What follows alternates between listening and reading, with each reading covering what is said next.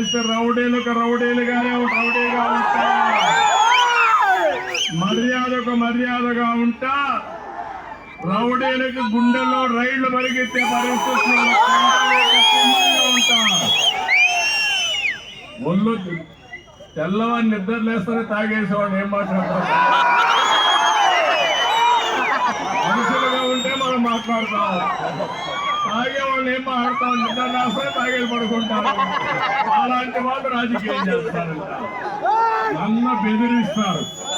నన్ను బెదిరించడానికి వీళ్ళని పుట్టించిన దేవుడు వల్ల కూడా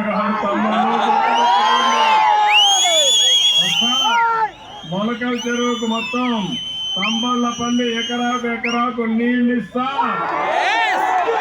వీళ్ళ దోపిడీ అరికడతా, మీ జీవితాల్లో వెలుగు తీసుకొచ్చే బాధ్యత నాదని మరొకసారి అందరికీ తెలియజేస్తూ, సమయం అయింది, లేకపోతే ఎక్కువ సమయం మాట్లాడేవాడిని.